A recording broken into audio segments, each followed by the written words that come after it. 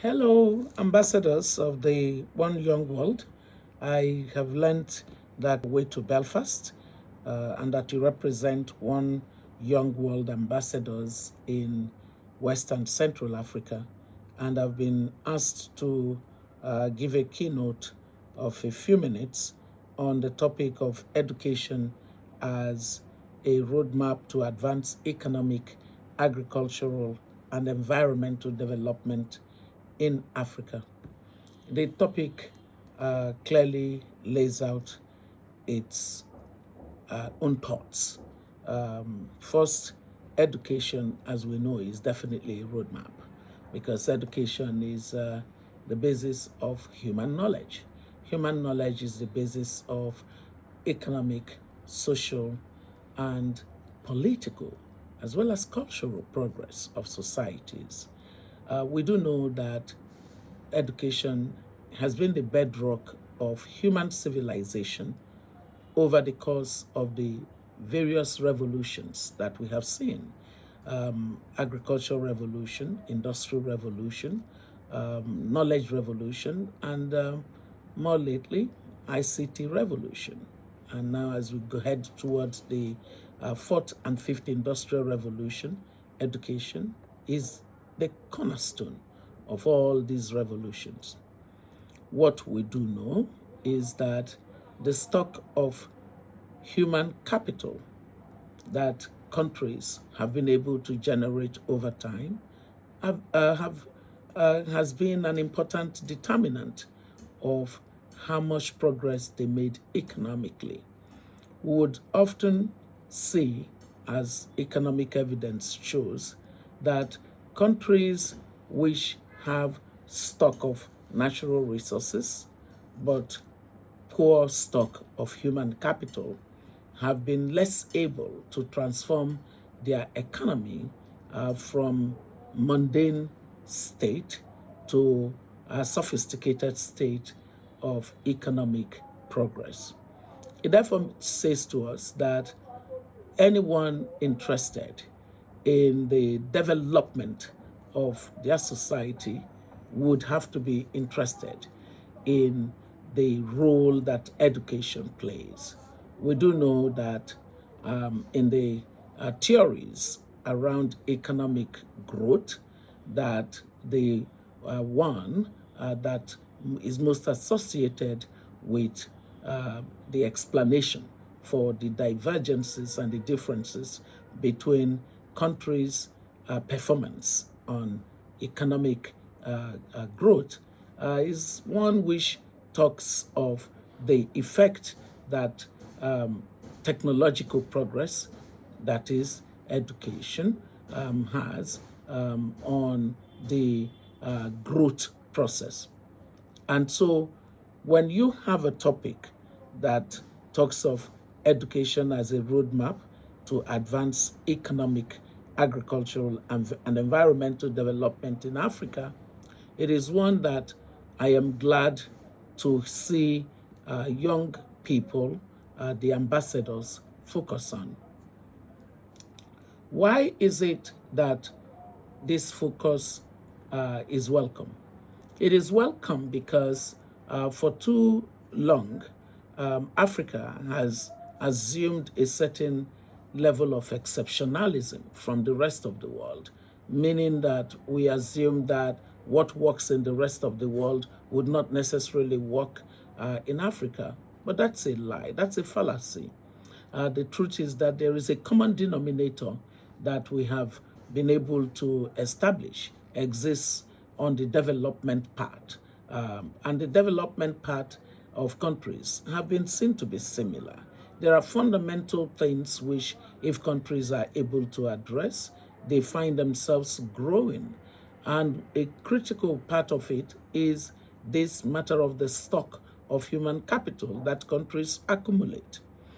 The stock of human capital is, of course, dependent on the level of access to education that countries are able to offer their citizens, which is why the idea of universal access to education became a global agenda. And under the Millennium Development Goals, it was an important goal for countries to universalize access to primary education for all citizens. And that universalization of access happened reasonably, and that is why across the continent we saw many more children in school. However, what has happened is that we have children in school who are not learning. And according to statistics that we have these days, especially based on the report of the World Bank on learning crisis around the world, Africa is worst hit. 9 out of every 10 children are not achieving minimum proficiency level in literacy and numeracy by the age of 10 compared to their counterparts in other parts of the world. What that suggests is that the foundational basis for education to support the growth of all aspects that go together to create an integrated pathway for development is missing. We do need to tackle foundational literacy and numeracy problems on our continent. We cannot begin to think of education on the basis of a few in the population. Tertiary enrollment rate across the continent is anything between 10 and 12% of the population that should be in tertiary education. That's so low compared to a global average of anything between 28 to 30%. Now, if we're way back in terms of tertiary enrollment and we are producing people from basic education who do not have the learning outcomes necessary to continue to progress and then to get from the higher levels of education into the workplace, we are in trouble. And that trouble needs to be dealt with.